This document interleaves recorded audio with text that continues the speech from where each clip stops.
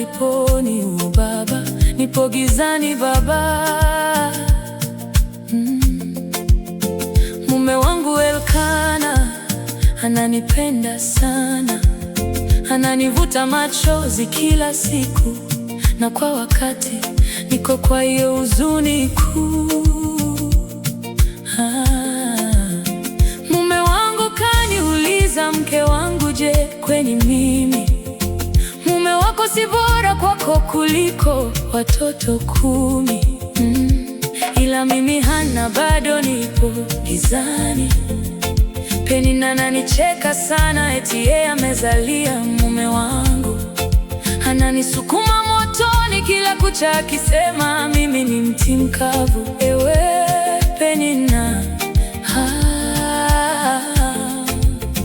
anajivunia wanawe na kunirushia maneno ya kashfa, akisema wewe una faida. Sina mtoto mkononi Baba. Mungu wa Ibrahimu, Isaka na Yakobo, unitazame kwa huruma. Ninasali kwa kimya kikuu, sauti haitoki, midomo tu inatetemeka.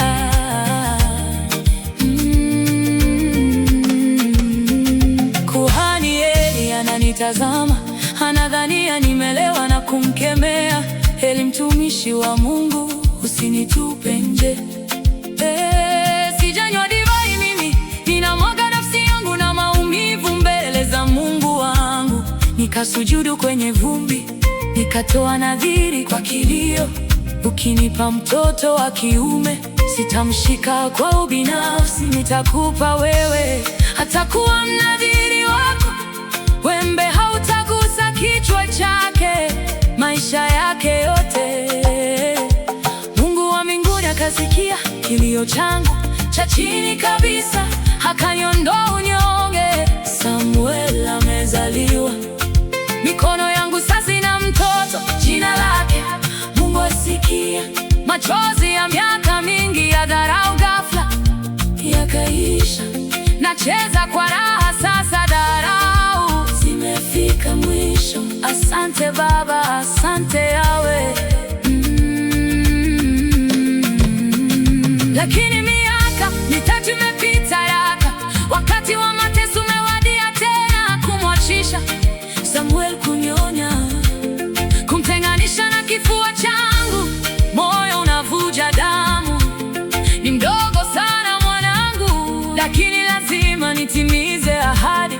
Inarudi Shilo, safari inaenda kumkabidhi kwa Eli hekaluni. Nitamwacha kwenye mikono ya kigeni, amtumikie aliye bora. Kila mwaka nitasuka kanzu ndogo, nitakuja kuiona sura yake Samueli.